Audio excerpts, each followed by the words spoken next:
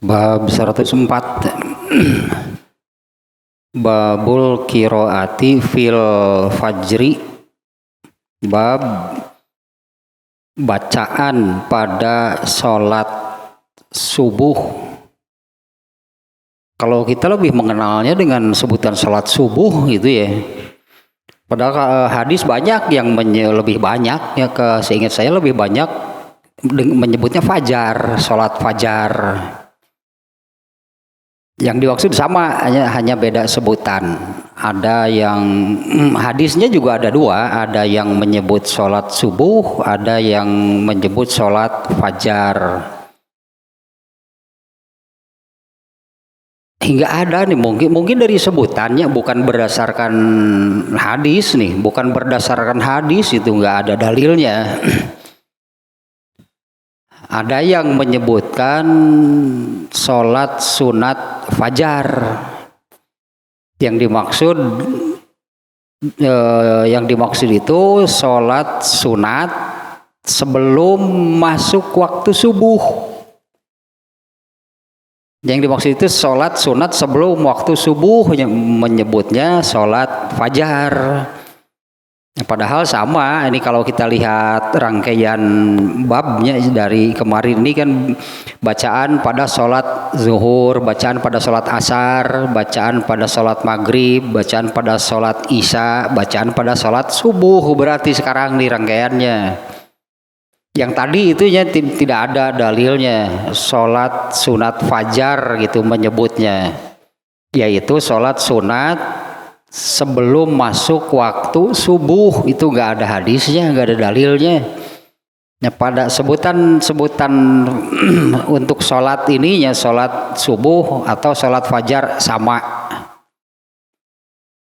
Nah, sekarang babnya ya babul qiraati fil fajri. Nah, sedikit ini dulunya ya. yang apa namanya ya, ke hadis yang lain yang ini. Hadis yang menerangkan tentang disyariatkannya sholat.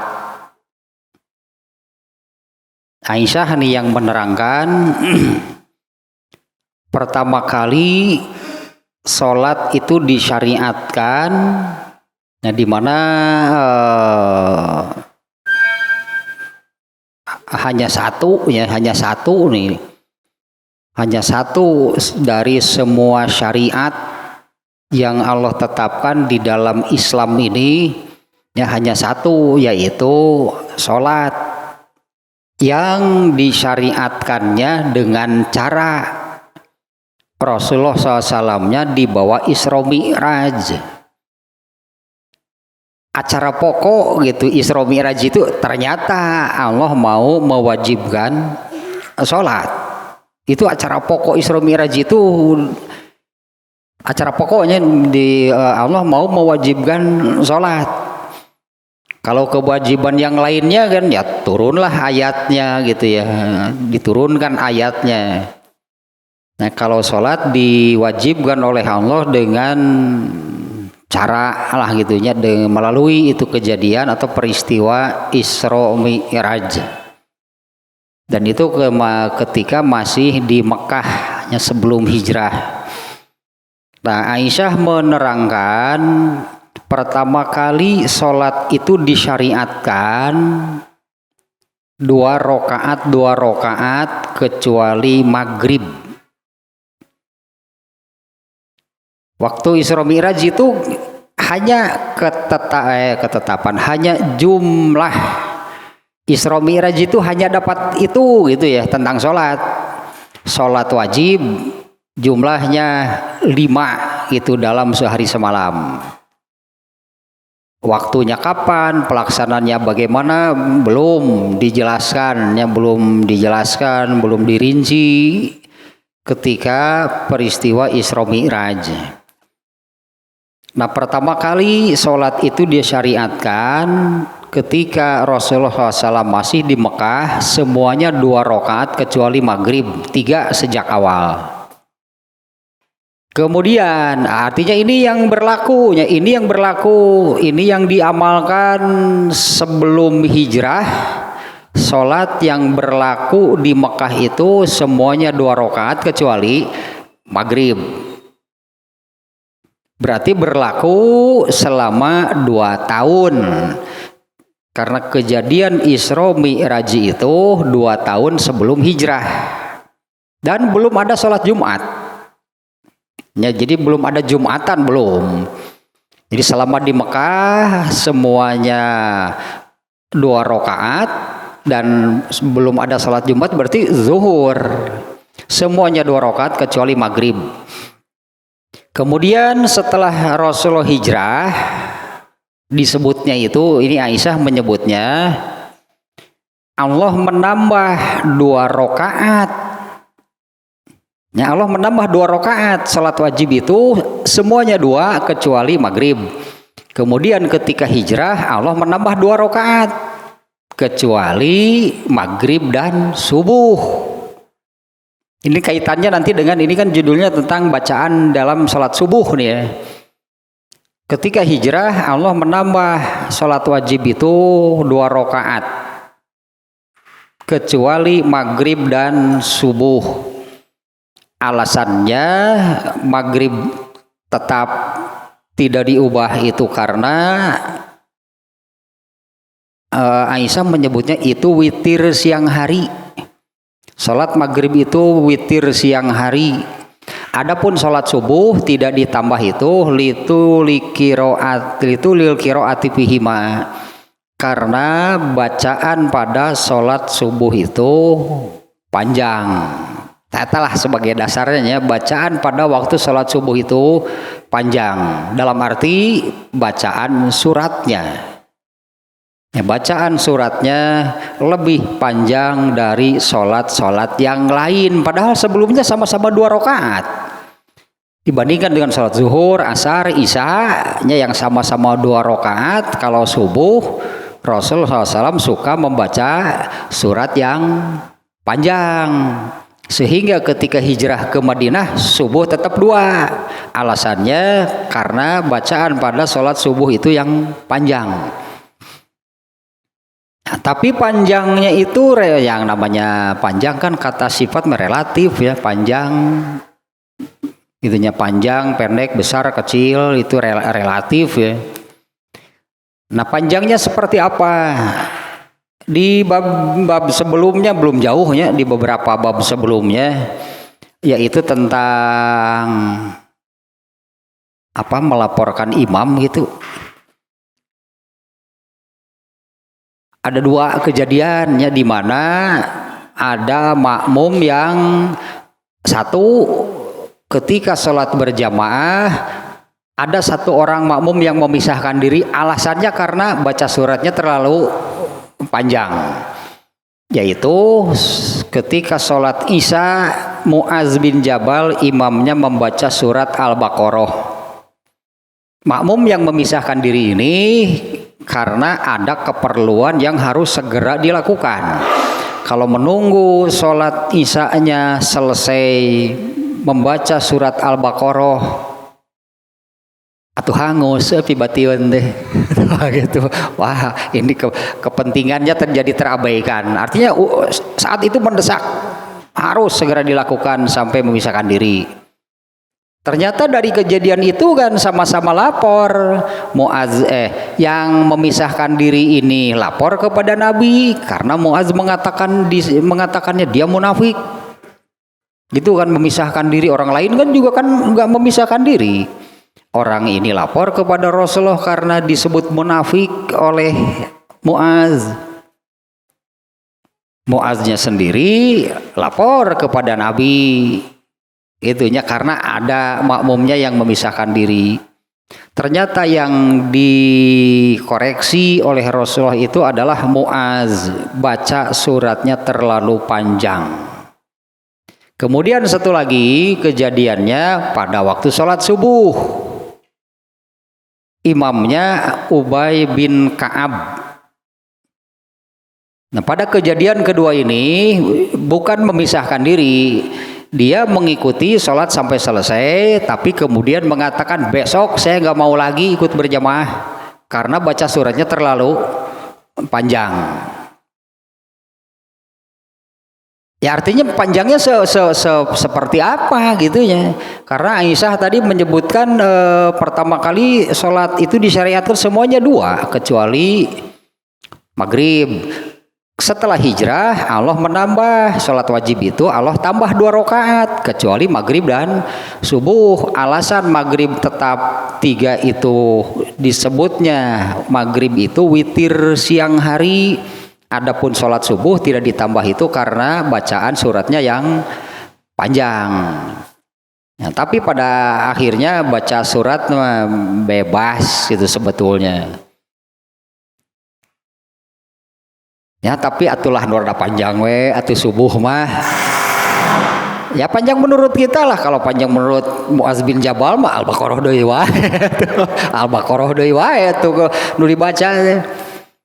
Ya agak panjang lah gitunya dibandingkan dengan sholat wajib yang lainnya biasa gitu. Atuh lamun sholat yang lain Al-Kausar atau kulhu Al-Kausar kan 3 ayat, kulhu mah 4. Ya gitulah cobanya di ini karena alasan itu alasan mengapa subuh tidak ditambah karena Rasulullah suka membaca surat yang panjang meskipun tetap relatif gitulah, panjang pendek itu relatif. Kalau semacam di Masjidil Haram di mana imamnya itu kan pilihan, syarat utama untuk jadi imam di Masjidil Haram dan Masjid Nabawi itu adalah hafal Quran. Yang paling terkenal itu kan Abdurrahman Sudes, pasti hafal Quran, dia itu hafal Quran. Di antara seleksi untuk menjadi imam di Masjidil Haram itu hafal Quran, artinya di tesnya random gitu ayatnya, baca sedikit lanjutkan surat anu, baca sedikit lanjutkan surat anu, berarti hafal. Sebetulnya hafal Quran kan kalau mau panjang mau sakuran hayu berenjek cek Abdurrahman sudah hafal iya. Tapi tetap saja kan di beberapa bab sebelumnya kalau berjamaah itu perhatikan makmum gitu kan, karena di antara makmum itu ada ya di kejadian itu kan, di kejadian Rasulullah menegur Muaz bin Jabal, Rasulullah menegur Ubay bin Ka'ab karena yang dikoreksi oleh Rasulullah itu adalah imamnya.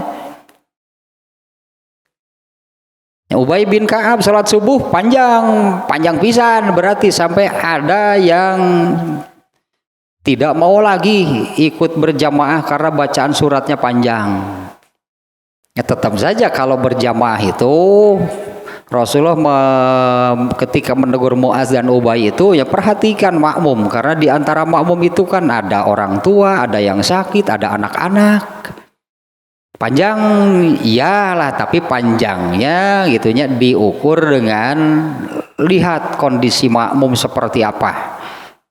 Meskipun normatifnya sholat subuh itu bacaan suratnya lebih panjang dibandingkan dengan sholat wajib yang lainnya, gitulahnya itunya sebagai dasarnya. Sholat subuh bacaan surat pada sholat subuh itu lebih panjang dibandingkan dengan sholat wajib yang lainnya. Judulnya Babul Qiraati fil Fajri. Ya, bab bacaan pada sholat fajar. Tadinya mau sebutan fajar dan sholat subuh itu sama, itu nggak ada bedanya. Wa qala Ummu Salamata qara'an Nabiyyu sallallahu alaihi wasallam bitur. Ummu Salamah berkata Rasulullah SAW membaca surat At-Tur. Ya, pada waktu sholat subuh Rasulullah SAW membaca surat At-Tur. Tak itulah eta apa namanya ya, untuk semacam di Masjidil Haram lah gitunya, untuk orang-orang yang memang ini kelompok atau orang yang hafal Quran ge anger we atuh maca nama At-Tur Nabi ge, karena Rasulullah juga hafal Quran. Tapi ini sudah terhitung panjang artinya nih ya, surat At-Tur. Ummu Salamah mengatakan Rasulullah SAW membaca surat At-Tur pada waktu sholat subuh. Itu pasti judulnya. Nah, hadisnya di dalam bab ini ada dua. Nah, yang pertama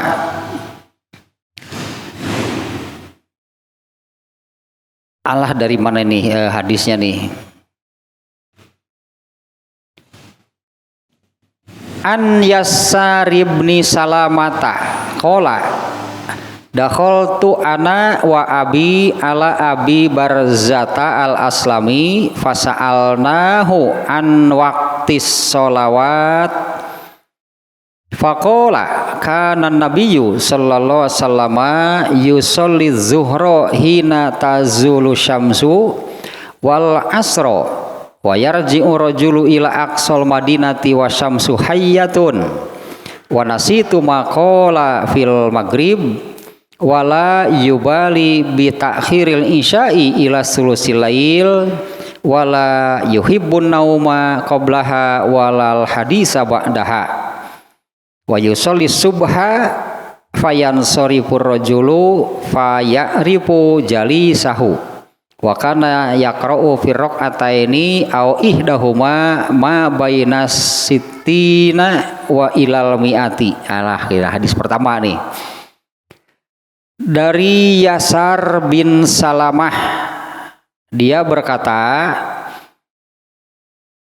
aku bersama bapakku mendatangi Abu Barzah al-Aslami. Kemudian kami bertanya tentang waktu-waktu sholat. Yasar bin Salamah bersama bapaknya mendatangi Abu Barzah al-Aslami. Mereka bertanya, siapa tadi? Yasar mengatakan, kemudian kami bertanya tentang waktu-waktu sholat. Ini coba perhatikan nih ya, bertanya tentang waktu-waktu sholat. Tapi jawabannya, pelaksanaannya, ternyata jawaban dari Abu Barzah al-Aslami itu Rasulullah melaksanakannya. Bukan kalau waktu sholat katakanlah begini ya, waktu sholat zuhur itu ketika tergelincir matahari, disebutnya tergelincirnya, bahasa Sunda nama mengok panon poe, tergelincir, yaitu melewati batas tengah hari. Jadi begitu masuk tengah hari itu masuk waktu sholat zuhur. Kemudian waktu sholat asar, yaitu ketika panjang bayangan sama dengan tinggi bendanya. Artinya kalau menegakkan sebuah benda, lihat bayangannya itu kan ada terkena sinar matahari.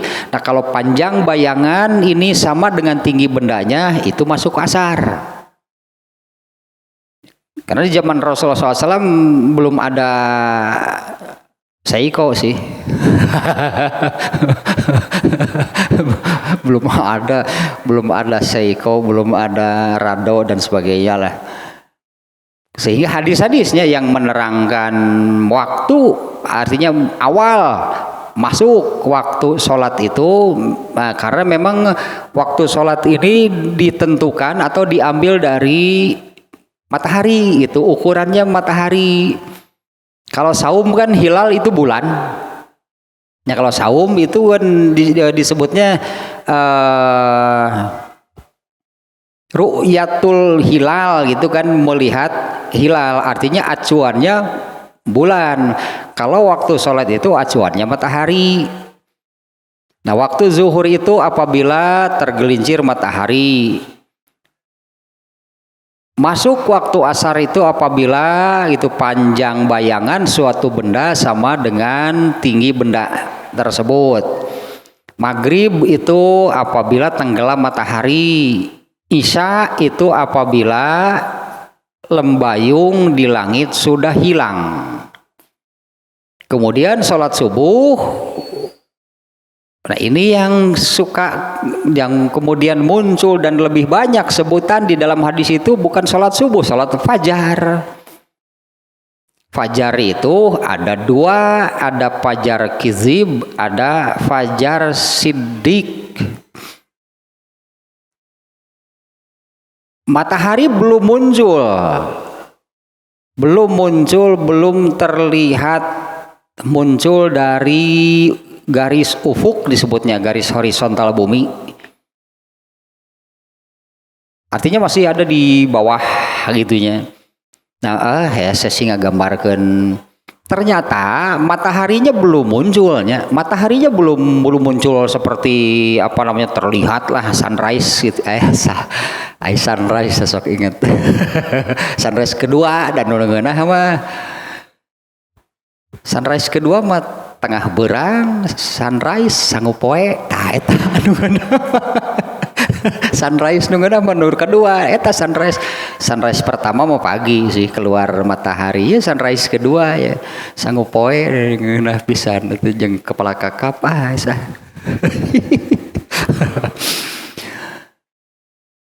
Matahari masih di bawah belum muncul. Kalau maghrib itu yang disebut tenggelam matahari, yang gurub disebutnya, kalau bahasa Arabnya gurub atau tenggelam matahari, yaitu matahari itu kan kalau dilihat dari garis horizontal bumi kan turun, berarti nya tenggelam, ya kata kala surya tenggelam deh lah pokoknya mah. Tenggelam artinya terus ke bawah, yang nampak itu kan semakin sedikit, tinggallah tinggal bulatan. Kalau titik teratas dari bulatan matahari itu menyentuh garis horizontal bumi, nah itu masuk maghrib, itu yang disebut tenggelam matahari. Mataharinya betul-betul sudah tidak nampak. Adapun cahayanya kan cahayanya masih meskipun sudah tenggelam, masuk waktu maghrib, kadang-kadang cuaca cerah ya. Kadang-kadang cuaca cerah masih terang lah terasa. Nah kemudian kan matahari semakin tenggelam, maka itu cahayanya semakin redup, lembayungnya juga semakin hilang. Pada akhirnya lembayungnya hilang, berarti masuk waktu isya. Kalau subuh sebaliknya, berarti kapan mulai muncul lembayungnya dalam tanda kutip, itu fajar kizib, berarti belum masuk waktu subuh. Kalau fajar siddiq itu, nah sebetulnya kalau langit cerah mah itu sudah ada lembayung di langit. Jadi sebaliknya lah, kalau matahari tenggelam, asalnya terang, kemudian muncullah lembayung, semakin redup lalu hilang, berarti masuk isya. Kalau subuh sebaliknya, kapan mulai ada lembayung, itu fajar kizib disebutnya, belum masuk waktu subuh. Fajar kedua yaitu fajar siddiq disebutnya, nah itu masuknya waktu subuh. Karena dilihat dari posisi matahari.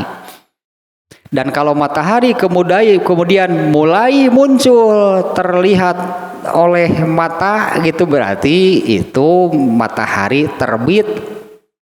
Waktu subuh sudah habis berarti. Waktu subuh itu berakhir ketika terbit sunrise tadi sunrise. Berarti matahari terbit, berarti kalau sekarang kan sudah ada jamnya, sudah ada kalender syuruk, biasanya di kalender itu ada syuruk. Nah itu akhir waktu subuh, berarti itu waktunya matahari terbit. Kalau benar-benar melihat posisi matahari, berarti titik kulminasi dari bulatan matahari itu menyentuh garis horizon. Nah itu berarti itu terbit matahari waktu subuh sudah habis. Apalagi kalau mataharinya sudah kelihatan meskipun baru sedikit, sudah jelas, sudah lewat, waktu subuh sudah habis. Nah ternyata di hadis ini tidak diterangkan demikian. Padahal yang kata Yasar bin Salamah, Aku mendatangi Abu Barzah al-Aslami, kemudian kami bertanya tentang bukan pelaksanaan, kami bertanya tentang waktu sholat wajib. Fasa'alnahu an waqtis sholawat. Waktu ini yang ditanya. Nah, tapi kita perhatikan nih jawaban Abu Barzah al-Aslami. Faqala, nih Abu Barzah al-Aslami menjawab ya, karena dia ditanya demikian, kemudian dia menjawab, kanan nabiyyu sallallahu alaihi wasallam yusolli zuhra hina tazulu syamsu. Bukan waktu sholat zuhur dimulai ketika tergelincir matahari. Nah, bukan demikian, tapi menjawabnya dulu Nabi sallallahu alaihi wasallam yusolli zuhro. Dulu Nabi sholat zuhur itu ketika tergelincir matahari.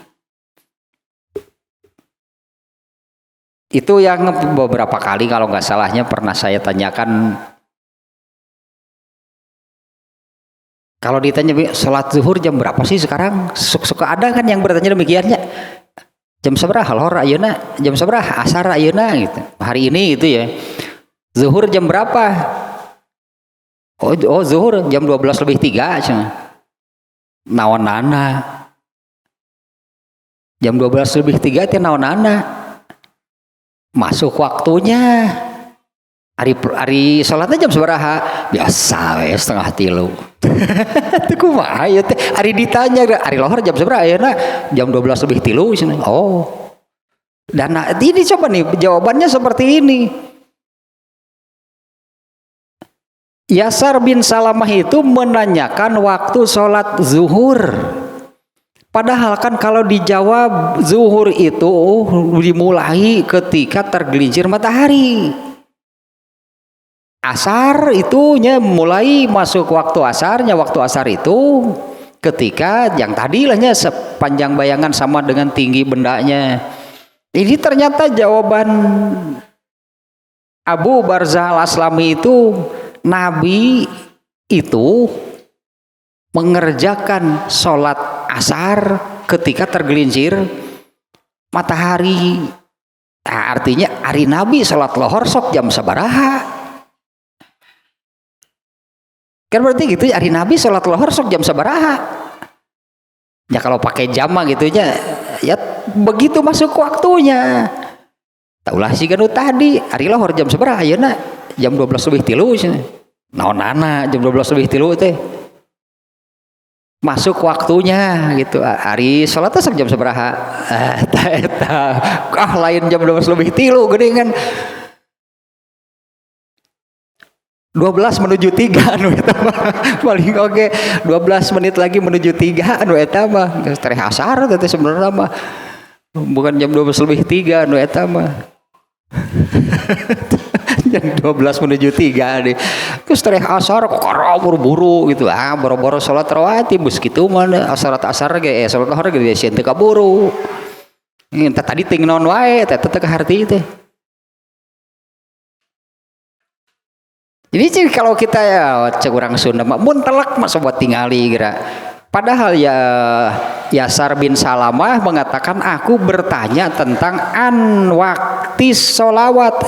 Aku bertanya tentang waktu sholat. Tapi jawabannya adalah dulu Nabi SAW itu sholat zuhur hina tazulu syamsu ketika matahari tergelincir di awal berarti kan. Akhirnya banyak saya suka menganalogikan begini, anak sekolah juga ini anak sekolah atau yang kerja kantoran juga sama kan. Anak sekolah itu jam sekolahnya dari jam berapa sampai jam berapa kan adanya anak sekolah.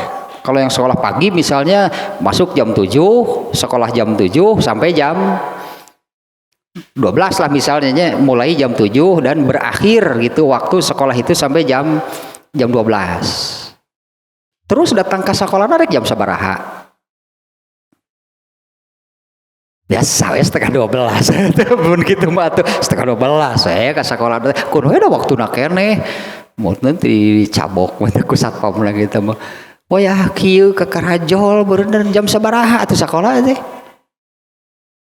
jadi kita analogikan demikiannya kan ada mulainya jam berapa gitu sekolah itu kemudian sampai jam berapa kan waktu sholat juga sama mulai masuk waktunya jam berapa sampai jam berapa terus sholatnya mau kapan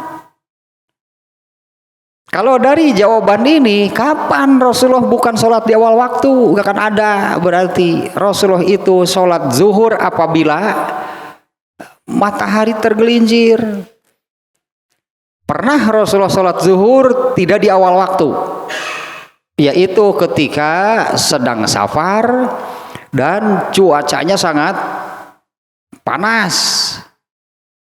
Kalau Bilal mau azan sebetulnya Bilal hendak azan tapi oleh Rasulullah jangan dulu biar agak dingin dulu.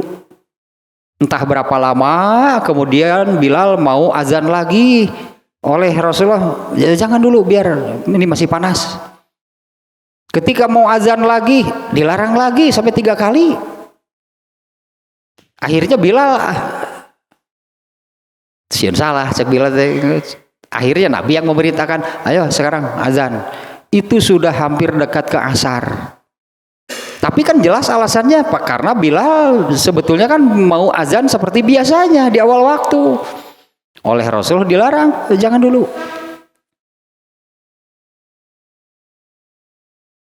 jelas kan alasannya bahkan Rasulullah menyebutkan abridu bi sholati zuhri kalau dalam kondisi yang amat sangat panas gitulah amat sangat panas teh puncaknya panas di Arab berapa derajat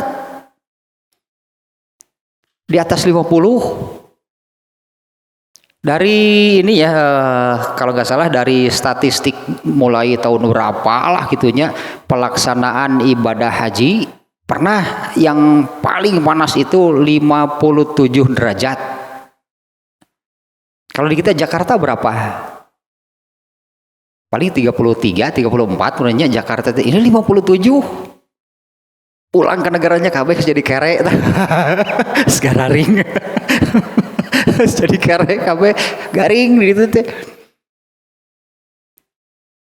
Eta deh di orang Sunda kalau kumaha ge.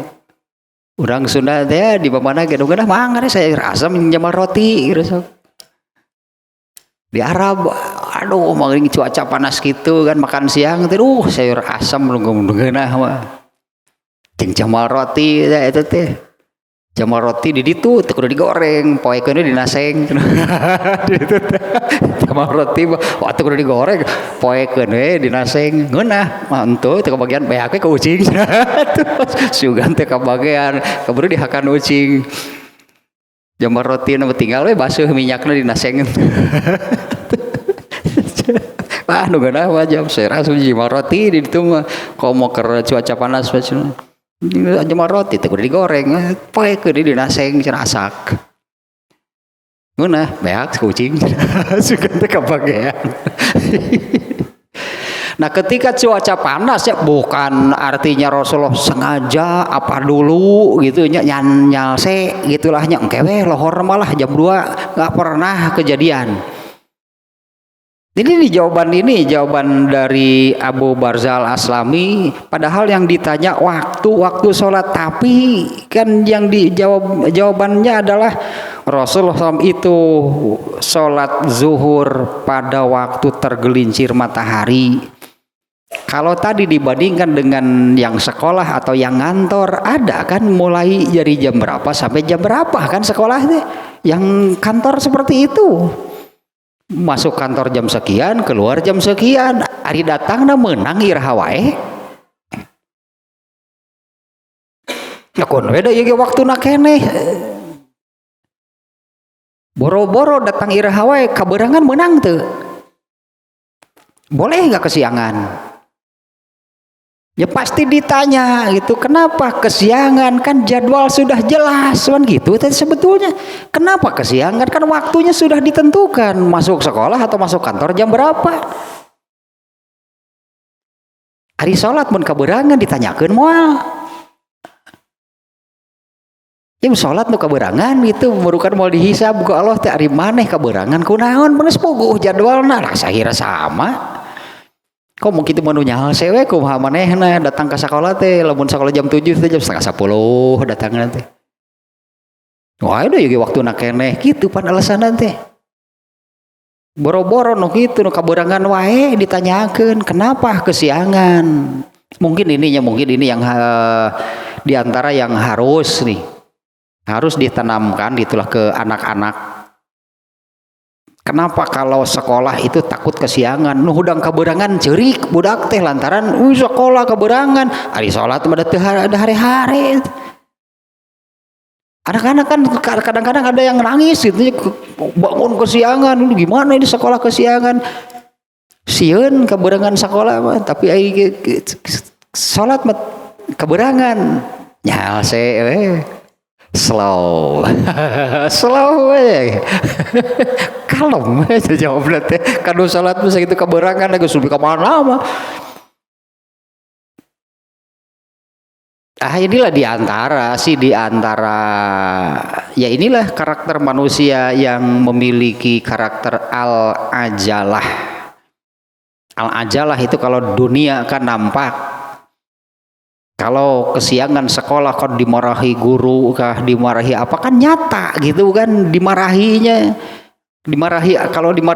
Kalau kesiangan salat dimarahi Allah enggak? Maknya Allah teu ngambek, da Allah teh geus datang ti jam sabaraha eta teh sebenarnya mah. Allah itu sudah datang dari sejak sebelum waktu salatnya tiba. Allah datang, Allah memerintahkan seseorang muazin teh azan cing geroan jelema ka darieu. Kan muazin itu diperintah oleh Allah kan. Nyarah sih dan Allah teu amek gitu-gitu. Torjol jam 3 soream cek Allah teh ningali borang. Cek Allah teh borang. Ya kieu kakara datang. Geus terus hayang ngobrol lagi. Padahal kan rek ajak ngobrol kan. Ya, Allah mengajak kan azan itu panggilan ajakan, mau diajak apa? Diajak ngobrol kok Allah teh. Datang 2:30 ating aya keneh ting henteu kita ngalohna ge. Geus dibadalkeun tah. Geus hoream yang hareupanna ge ti 12:30 ka ditu mah ti jam 1 pokona kepala ikat teh cenah dengekeun cenah lah. Lamun mengeluh dina salatna teh berdoa dengekeun cenah. Cek Allah teh. Nah kembali ke sini jawabannya nih ya telak gitu. Kalau kita telaknya kami bertanya tentang waktu sholat, tapi jawabannya adalah dulu Rasulullah SAW itu sholat zuhur ketika tergelincir matahari, dan beliau lanjutannya sholat asar wayarji'ur rajulu. Nah karena belum ada jam sehingga jawabannya seperti ini. Dan beliau mengerjakan sholat asar wayarji'ur rajulu ila lu tadi tanya sedikit lebar tah. Ya haruslah itu ditanamkan kepada anak-anak. Ya kan ngantor oge kemudian bapak-bapak dan ibu-ibu. Nah kenapa kalau ke sekolah atau pergi ke kantor begitu takut kesiangan? Tapi kalau kesiangan sholat pada henteu unggal sholat masbuk. Unggal sholat masbuk. Sakapeung mah datang ke masjid geus bereres sholat nage. Masbuk lagi atuh eta mah. Masbuk lagi. Masbuker sejati we sugan mah unggal datang ke berangan. Kalau mau dibandingkan, kenapa gitunya kalau sekolah, kalau kantor takut kesiangan?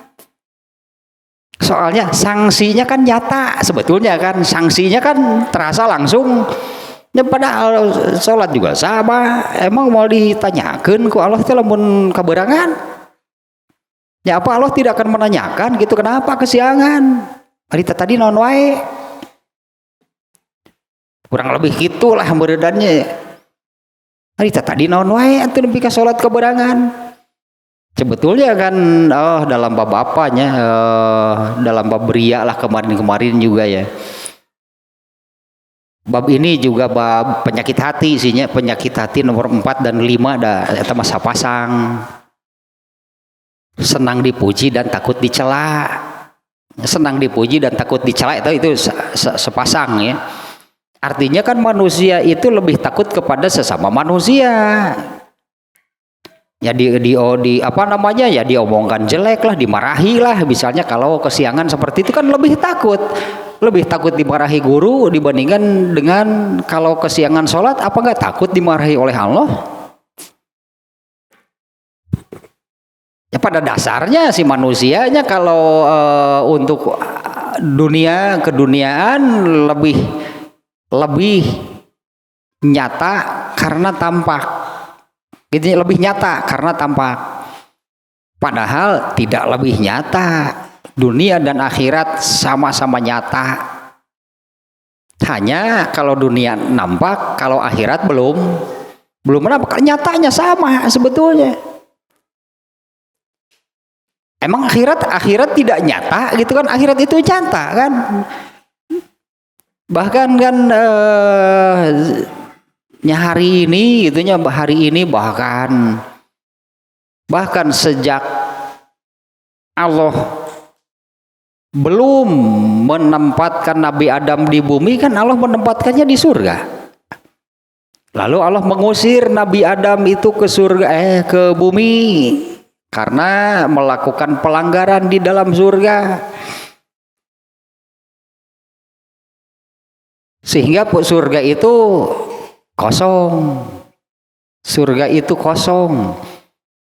Dan surga itu berarti sudah ada. Dulu ditempatin Nabi Adam, kemudian Nabi Adam diusir. Kemudian ada hadis yang kemarin itu yang nanti ketika orang-orang yang beriman dibangkitkan itu surga didekatkan. Orang yang beriman pan ngacai tah. Ningali surga mah hok saya pokoknya mah ningali surga sudah didekatkan. Tapi pintunya masih tertutup. Tapi sudah nampak surganya, hanya pintunya masih tertutup. Lalu mereka meminta kepada Nabi Adam, tolong bukakan pintu surga untuk kami. Nabi Adam kan mengatakan, aku gak bisa, dulu kan aku diusir dari sana. Dulu aku diusir itu dari surga, berarti samanya. Ini menunjukkan sama, berarti surga yang dulu dihuni oleh Nabi Adam dengan yang nanti. Surganya masih yang itu dan sekarang itu sudah ada, berarti surga teh. Nah itu yang saya katakan sama-sama nyata sebetulnya. Dunia ini nyata, surga juga nyata. Hanya kalau dunia itu nampak, surga belum ditampakkan oleh Allah. Dan manusianya sendiri memiliki disebutnya sifat al-ajalah itu, yaitu lebih ke apa yang nampak karena langsung terasa. Mestinya kan lebih takut kesiangan sholat berjamaah dibandingkan dengan ke sekolah. Kak guru bisa nggak bohong, Kak Allah bisa nggak? Kenapa kesiangan? Macet. Padahal boro-boro macet. Padahal imah lagi gigireun sekolah, da guru ge teh apaleun kalem we, teu ngajawab naon wae ge.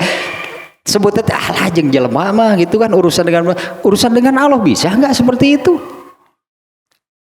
Kan enggak bisa, mestinya kan lebih kalau ini contoh ideal sihnya bagi para sahabat itu dunia iya nyata pasti.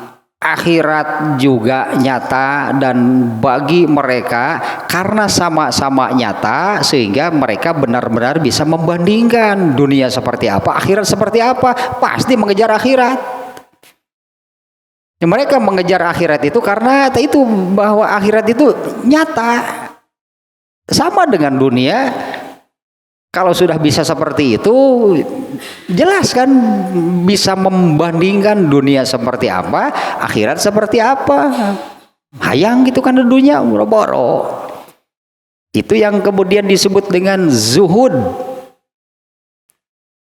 Para sahabat itu dikenal dengan sifat zuhud itu ya karena mereka itu sudah bisa merasakan sihnya, ya merasakan, melihat, mendengar akhirat yang hakikatnya nyata, hanya belum bisa terjangkau oleh panca indera manusia. Tamun geus bisa kitu nya geura bener dunia teh tepi kahayangeun.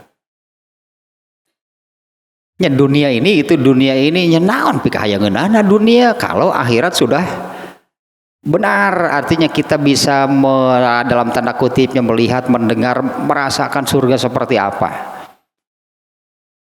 Nah mestinya yang tadi juga nya gitu ya haruslah ditanamkan gitu, ditanamkan harus dengan ilmu, pasti harus dengan ilmu. Kalau tanpa ilmu tetap saja lebih nyata dunia gitu kan, jadinya lebih nyata dunia dibandingkan dengan akhirat. Bahkan seperti orang-orang kafir kan menyebut tentang perkara gaib, misalnya tentang kisah-kisah kaum terdahulu, menyebutnya dongeng gitu. Atau kalau menerangkan apa yang terjadi, yang akan terjadi pada waktu yang akan datang, baik ketika masih di dunia ataupun nanti di akhirat, ya orang kafir paling meledek ngarang teman, ngarang dibentes nerangkeun, padahal sama-sama nyata. Bagi Rasulullah itu kan sudah Allah tampakkan, bahkan dalam peristiwa Isra Mi'raj Rasulullah itu kan dibawa masuk surga, benar surga itu sudah ada. Rasulullah itu dibawanya masuk ke dalam surga. Kalau yang Allah perlihatkan ketika Rasulullah sholat gerhana, nah eta mah proyektor lah anggap. Infokus eta mah ditampakkan. Emang Rasulullah melihatnya di tembok masjid. Tapi waktu Isra Mi'raj asli Rasulullah itu dibawa masuk surga. Kalau bagi Rasulullah sudah nampak juga yang namanya surga, dibawa juga masuk neraka. Kan sudah nampak juga. Meskipun tidak nampak, bagi kita tidak nampak, tapi nyata, bahasa kita kan nyata, benar, artinya benar-benar ada. Seperti dunia ini yang kita lihat seperti apa, surga juga demikian. Hanya manusianya berarti kalau tanpa ilmu mah ya berdasarkan keterbatasannya, maka dunialah yang nampak dan itulah yang nyata bagi manusia. Akhirat teuing nu mana ting kumaha. Mestinya sama-sama sebetulnya memang nyata, hanya belum sudah ditampakkan dan belum ditampakkan. Dan mestinya lebih takut kesiangan sholat berjamaah dibandingkan dengan masuk kantor, masuk sekolah. Kan mestinya gitunya lebih takut oleh Allah lah gitu. Lebih takut ditegur, dimarahi oleh Allah dibandingkan dengan pihak sekolah, pihak kantor, SP hiji, SP 2, Allah SP habak langsung Allah mata azab lagi. Azab dari Allah makanya itu tiba-tiba. Ya azab dari Allah itu tiba-tiba. Ada ayat yang kalau nggak salah kurang lebih bersegeralah gitu untuk taat kepada Allah sebelum Allah menurunkan azab yang datangnya tiba-tiba. Ya bersegeralah itu untuk beriman, taat kepada Allah sebelum Allah mendatangkan azab itu secara tiba-tiba.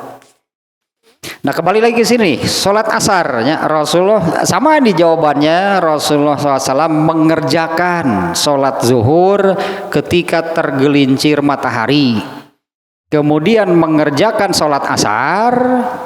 Wa yarji'ur rajulu ila aqsal Madinah. Setelah selesai mengerjakan sholat asar, seseorang yang pulang ke pinggiran kota Madinah, wasyamsu hayyatun, dalam keadaan matahari masih tinggi. Artinya sama-sama di awal kan, sama-sama di jawabannya. mengerjakan sholat asar secara berjamaah. Setelah selesai sholat berjamaah, orang yang pulang ke pinggiran, artinya orang yang rumahnya di pinggiran kota Madinah ya, wayarji'ur rajulu ila aqsal Madinah, ada orang yang pulang ke pinggiran kota Madinah, wasyamsu hayyatun, mataharinya masih tinggi, masih panas. Di awal juga kan berarti kan. Kemudian yang ketiga, wa nasitu maqala fil maghrib. Aku lupa apa yang Abu Barzah terangkan soal maghrib. Seperti yang tadi sebetulnya kan, Rasulullah sholat maghribnya kapan? Ketika matahari tenggelam, berarti kalau maghrib. Dan pasti di awal. Di antaranya tentang maghribnya. Di antaranya tentang maghrib, Rasulullah SAW menyabdakan, la tazalu ummati ala khairin malam yuakhiril maghrib.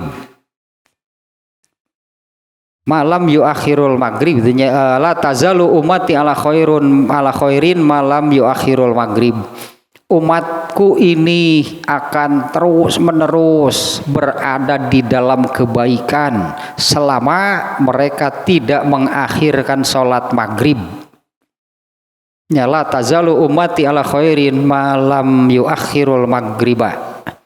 Umatku akan tetap terus menerus berada di dalam kebaikan selama tidak mengakhirkan sholat maghrib.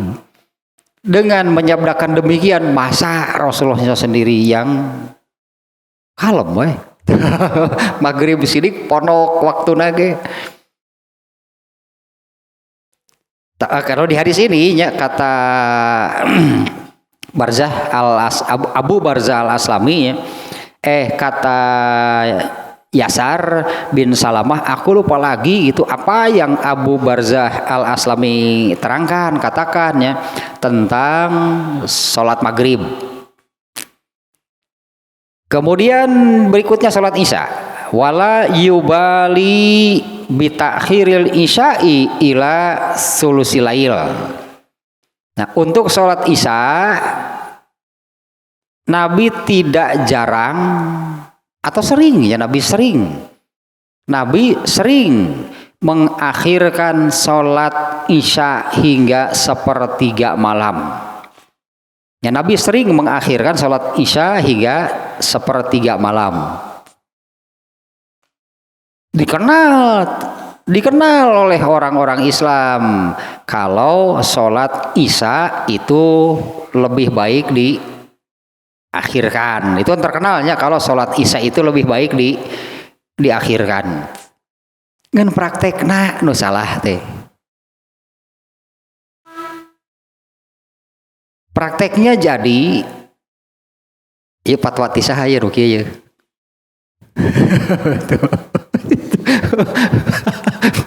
Prakteknya jadi gitu orang lain berjamaah di masjid gitunya, sementara dia mau diakhirkan berjamaah dengan istrinya di rumah, salah kaprah. Itu berarti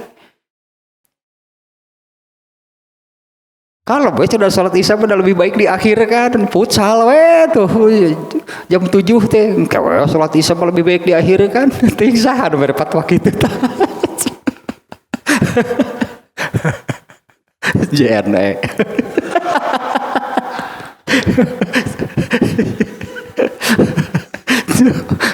Turun naon kalau sholat isya lebih baik diakhirkan. Iya, tapi prakteknya berjamaah. Rasulullah selalu berjamaah. Belum pernahnya, seingat saya nggak ada hadisnya, tidak ditemukan hadisnya Rasulullah SAW sholat wajib mengimami istrinya, itu nggak ada. Ya, Rasulullah mengimami istrinya gitunya berdua di rumah sholatnya, sementara yang lain berjamaah di masjid karena imamnya kubatur. Rasulullah mengimami istrinya di rumah, nggak ada. Ninggalin gitu mau di sinetron, di saroleh, di saroleh terus ya dua nana nggak doa. Nggak pernah ada, enggaknya seingat saya nggak ada hadis yang menerangkan Rasulullah itu mengimami istrinya sholat wajib di rumah, itu nggak ada. Nah prakteknya yang di sini kan disebutkan Rasulullah itu sering mengakhirkan sholat isya. Prakteknya itu Bilal azan di awal waktu sholat isya. Nah Rasulullah itu suka melihat dari dalam rumahnya, buka tirai gitu kan, langsung ke masjid, buka tirainya. Nah, ternyata yang mau ikut berjamaah itu Rasulullah menganggap, wah ini kuat nih kalau diakhirkan. Rasulullah enggak, masuk dulu ke masjid. Para sahabat yang sudah ada, karena para sahabat itu tidak tahu ya kalau mau mengerjakan sholat isya ini di awal atau diakhirkan, itu nggak tahu para sahabat. Karena Rasulullah SAW itu sebetulnya lebih suka diakhirkan.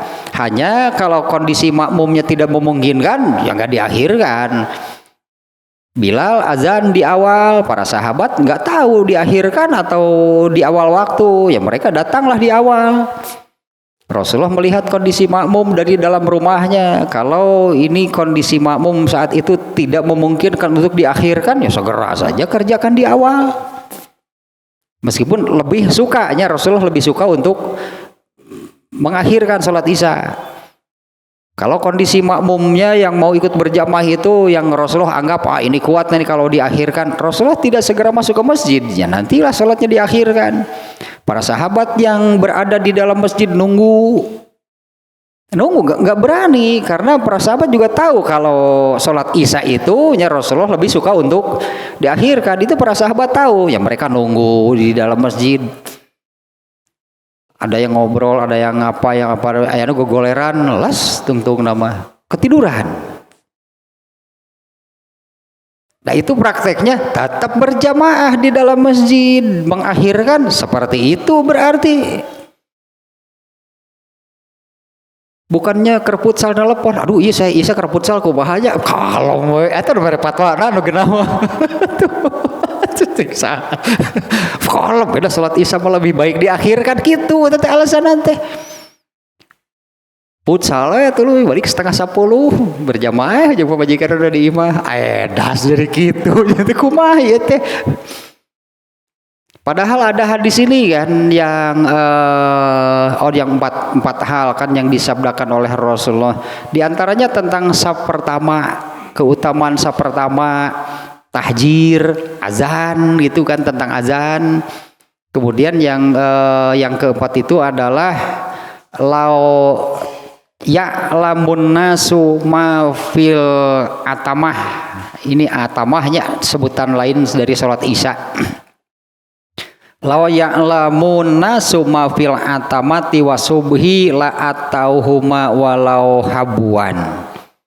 Kalau saja orang-orang tahu keistimewaan, pasti pahala aslinya, pahalanya. Keistimewaan pahala yang besar pada sholat isya dan subuh, pasti akan memaksakan diri datang meskipun merangkak. Bukannya yang berjamaah di masjid maneh nama engke jeung pamajikan di imah. Ari hadis eta keur naon atuh nepi ka maksakeun ngoronang teh ka mana? Ieu maksakeun ngoronangna teh ka mana? Manya di kamar mandi ka kamar sorangan gitu jeung kerantaran salatnya rek jeung pamajikan ngoronang, memaksakan diri untuk salat isya. Dari kamar mandi ka kamar sorangan ngoronang. Bingung pemajikan lagi ningali itu akan kernawan kekoronangan gitu di imah sorangan. Artinya memaksakan diri untuk ikut sholat berjamaah. Kalau diakhirkan ya tunggulah, seperti Rasulullah juga suka demikian. Itu pun kan Rasulullah itu melihat kondisi makmum. Kalau tidak memungkinkan tidak dipaksakan. Rasulullah segera masuk ke masjid di awal waktu dan sholat berjamaah isyanya di awal waktu. Tapi secara umumnya Rasulullah lebih suka sholat isya itu untuk diakhirkan. Hanya jangan salah prakteknya. Kalau mau demikian berarti bersepakat. Semua yang suka berjamaah di satu masjid misalnya bersepakatlah nanti isanya diakhirkan. Nah gitu prakteknya. Bukannya futsal hayo. Futsal hayo. Iya isa kumaha ya saya kagok ke futsal ya. Kalem we lo atuh eta. Kalem we salat isya lebih baik diakhirkan. Oh gitu atuh. Aman atunya aman lah tenang. Balik futsal salat teh jeung pamajikan di imah duaan. Tah eta masalah. Kalau perempuan ya memang sholatnya di rumah ya terserah eta mah. Sama saja bagi perempuan juga berlaku sholat isya lebih baik diakhirkan. Kalau kuat eta oge. Ya kalau kuat, nah karena nanti ada nih lanjutannya ada nih batasannya lah gitunya. Kalau kuat, karena ada ibu-ibu sih biasa dok ya mah, ibu-ibu mah. Oh malam tadi banyak tugas saya begadang sampai jam berapa? 7:30. Sugan lebih kamu sugan lebih kata sare gitu. Puluh tuh kuat sudah begadang ya ngerjakan tugas lebih jam seberapa? 7:30. Sugan teh begadang tuh lebih ke jam seberapa gitu. Lebih ke jam 7:30. Itu ti magrib kene ke selenggutan nanti atuh. Ti magrib tiga oleng ya pokoknya mah. Untuk begadang lebih jam sore 7:30. Lebih ke 7:30 ya. Ini lanjutkan lagi nih. Dan Rasulullah SAW tidak jarang atau sering mengakhirkan sholat isya hingga 1/3 malam. Karena kan ini yang ditanyakan waktunya. Jadi kalau masuk waktunya seperti biasanya masuk waktu sholat isya Bilal azan karena Bilal sendiri nggak tahu ini mau diakhirkan atau enggak. Azan itu Bilal untuk sholat isya Bilal juga sudah paham nunggu. Biasanya Bilal yang suka nyusul ke rumah Nabi memberitahu berjamaah sudah siap. Rasulullah kemudian masuk. Bilalnya yang paham situasinya di masjid kalau melihat sholat berjamaah sudah siap, Bilal yang menyusul Nabi memberitahu ya kurang lebih seperti itu mungkinnya memberitahu berjamaah sudah siap, kemudian Rasulullah masuk untuk sholat isya Bilal azan nunggu. Kalau sekiranya berjamaah saat itu tidak memungkinkan untuk diakhirkan, Rasulullah masuk sendiri, datang sendiri ke dalam masjid. Karena Rasulullah yang mengukur, yang menakar lah gitunya dari makmum yang mau ikut berjamaah ini apakah bisa memungkinkan untuk diakhirkan atau tidak.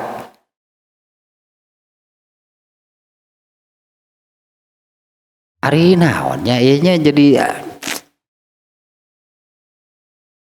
salat isya gitu yang lebih baik diakhirkan henteu deh. Salat yang lainnya yang lebih baik di awal waktu entah diatur yang kumaha ya itu sekeliur jadi kumaha tuh yang itu teh anu diakhirkan buru-buru di awal sok lah dieur wae mah ini yang lainnya di awal diakhirkan. Nah lanjutannya nih wala yuhibbun nauma qablaha walal hadasa ba'daha. Nah ini ya rangkaiannya dari Rasulullah itu tidak jarang, sering karena itu yang lebih beliau sukainya mengakhirkan sholat isya hingga 1/3 malam. Wala yuhibbun nauma qablaha, dalam hadis ini redaksinya Rasulullah tidak menyukai tidur sebelum sholat isya. Eta tah nu karunya mah nu selenggutan ti magrib keneh ripuh isya teh. Ti magrib keneh mun geus lenggutan ari rek gagoler mun can magrib. Can belum salat isya. Yang mau tidur gitu karena kan salat isyanya belum karena memang waktunya belum datang. Tahan begitu tah nepi ka begitu adzan isya teh. Buru-buru mengerjakan beri lenggutan ribu teh hiji waktu malah buat tugas kudu dipihanggeuskeun begadang atuh Lebih ke setengah salapan.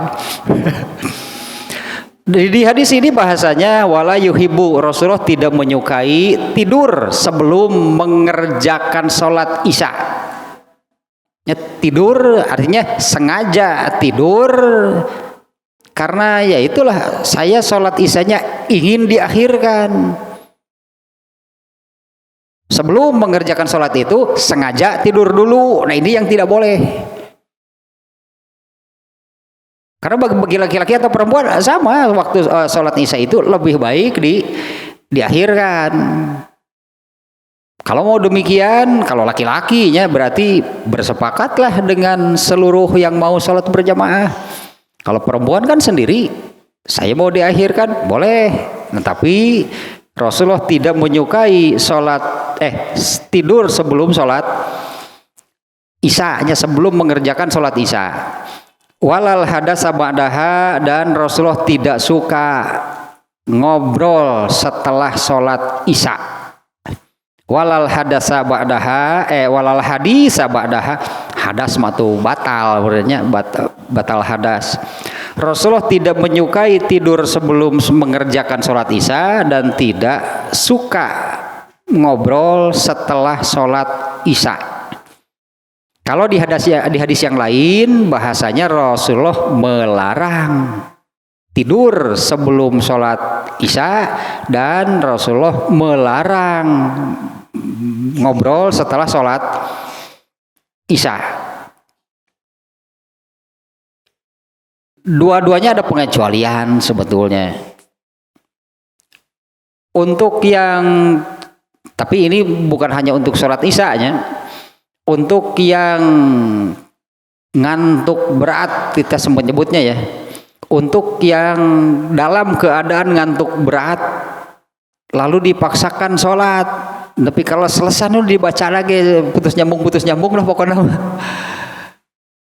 Baca surat iyo kemana beras nama gitu. Ada nangan selang-selang lepan gitunya. Dalam kondisi ngantuk berat itu tidak sah. Kalau sampai demikian ya itu justru Rasulullah memerintahkan tidur dulu kalau demikian. Nah kemudian yang kedua, berbincang-bincang ngobrol setelah sholat isya. Dalam kitabul ilmi nya di dalam Sahih Bukhari, dalam kitabul ilmi dalam Sahih Bukhari, karena ini terkait dengan ilmu ya, terkait dengan ilmu. Pembahasannya dalam kitabul ilmi tentang ilmu. Nah diantaranya memasukkan tentang hadis ini, tentang larangan Rasulullah SAW berbincang-bincang atau apalah sebutannya ya, diskusi atau apa setelah sholat isya kecuali urusan ilmu. Kecuali ya urusan ilmu ya, misalnya kalau ada pengajian pada isya boleh nggak? Pasti mamanya tengah ngobrol atuh. Pastilah di sana akan terjadi obrolan itu. Nah kalau Imam Bukhari memunculkan itu pembahasan bab dilarang berbincang-bincang setelah sholat isya kecuali urusan ilmu. Yang dijadikan dalil oleh Imam Al-Bukhari adalah Rasulullah SAW itu berbicara ngobrol dengan Abu Bakar setelah sholat isya. Bukan tiap hari tapi kan. Jadi pernah pada satu waktu Rasulullah itu ngobrol dengan Abu Bakar setelah sholat isya. Artinya Imam Bukhari memastikan emang Nabi dan Abu Bakar ngobrol apa? Pasti urusan ilmu, pasti urusan ilmu dan kepentingan, kalau nggak salahnya kepentingan Islam dan kaum muslimin. Itu mengobrol ngedobako, itu yang ngobrol ngalor ngidul. Ini di hadis ini ya, Rasulullah tidak menyukai tidur sebelum mengerjakan sholat isya dan berbincang-bincang setelah sholat isya. Wa yusolli subha fayansarifur rajulu fayarifu jalisahu. Dan Rasulullah SAW itu mengerjakan sholat isya begitu selesai, setelah selesai atau begitu selesai subuhnya, Rasulullah mengerjakan sholat subuh. Begitu selesai mengerjakan sholat subuh, yang di dalam masjid itu ar-rajulu faya'rifu jalisahu. Begitu selesai sholat, seseorang itu tahu siapa yang ada di sampingnya atau sudah bisa melihat wajah. Artinya kan sudah mulai terang. Ini isyarat, di Imam Bukhari mengambil dalilnya isyarat bahwa baca suratnya panjang. Meskipun tadinya jangan gitu sepanjang sampai makmumnya merasa kesal, karena terlalu panjang nih kesalnya nih ya. Jangan terlalu panjang sampai makmumnya merasa kesal. Itu hadis yang sebelumnya yang anak muda aslinya, anak muda yang dia sampai mengatakan besok saya nggak mau lagi berjamaah. Panjang-panjang teuing panjang-panjang teuing mencaya teh walai mal miluan deui teh bari gagaleongan mal miluan deui panjang maca surat teh. Baca surat ya melintar aja. Bentar aja mah beda deui itu orang stasiun mah. Nu soal tar aja orang stasiun dikira canong teh mah. Nah, ini menunjukkannya dari penjelasan Abu Barzah Al-Aslami, Rasulullah SAW mengerjakan sholat subuh, begitu selesai orang-orang sudah bisa mengenal gitu ya, sudah bisa melihat dengan jelas gitu wajah makmum yang lain. Wa kana yaqra'u fi raq'ataini au ihdahuma ma baina sitina ilal miati. Tak ieu relatif disebut panjang pondok teh. Dan beliau membaca pada kedua rakaatnya atau di salah satunya ma baina sitina ilal miati, antara 60 sampai 100 ayat. Depan relatif saja panjang pondok mah bagi Rasulullah ini juga sudah panjang sebetulnya kan. Ini sudah panjang. Dengan hadis pertama tadinya Aisyah mengatakan bahwa ketika hijrah sholat itu ditambah 2 rakaat kecuali maghrib dan subuh. Alasan Allah tidak menambah subuh itu karena bacaan pada waktu sholat subuh panjang. Tadi teu kebayang mah tadi tanu Muaz maca surat Al-Baqarah iraha geusna eta mah. Sehingga kan Rasulullah menasehatinya Muaz bin Jabal karena itu kasusnya salat Isya. Bacalah dengan naon itu teh sebutan teh anu mufassal lupa lagi aya rek poksok poho deui balelol kitu ngeunawan dia. Telepon gara-gara nama ya Pak. Telepon tidak sampai. Dengan berbagai variannya pokoknya mak sampai udah tak balelol mah. Nah, beliau membaca pada apakah di kedua rakaatnya atau di salah satu rakaatnya. Kalau di salah satu rakaatnya pasti rakaat pertama yang lebih panjang. Karena itu keumuman membaca surat, Rasulullah itu membaca surat di rakaat pertama lebih panjang dibandingkan dengan di rakaat kedua. Nah, di hadis ini disebutkan entah di kedua rakaatnya atau di salah satunya. Rasulullah SAW membaca suratnya itu kurang lebih antara 60 sampai 100 ayat. Jadi pantas kalau begitu selesai sholat sudah jelas siapa yang berada di sampingnya. Itu terjemahan nama gitu tadi, seseorang bisa melihat dengan jelas siapa yang berada di sampingnya. Nah, ini hadis yang pertamanya yang menunjukkan, kalau judulnya kan babul qiraati fil fajri, bab bacaan pada waktu sholat subuh. Dengan hadis yang pertama tadi bahwa tidak ditambah 2 rakaat, ya sholat subuh itu tidak ditambah 2 rakaat seperti zuhur, asar dan isya itu karena subuh itu membaca surat yang panjang. Tapi kan relatif. Apa harus 60 sampai 100? Enggak juga. Artinya kita saja lebih panjang lah gitu nya. Pokoknya lebih panjang bacaan surutnya dibandingkan dengan sholat zuhur dengan zuhur maghrib gitunya. Zuhur asar maghrib isya subuh bacalah ayat yang lebih panjang. Ya sesuai kemampuan. Eta mah angger. Nah, dituntut 100 mah atuh antara 60 sampai 100 nya nyadar Rasulullah mah hafal Quran. Mun urang membeureun lamun al kausar berarti jadi seberapa kali tah? Tetep kena al kausar deui. Berarti al kausar dibolak-balik terus seberapa kali tah? Lamun rokat kahiji 100 kali, rokat kedua 60 kali berarti. Jadi 100 dan 60. Itu dibaca tetap al kausar.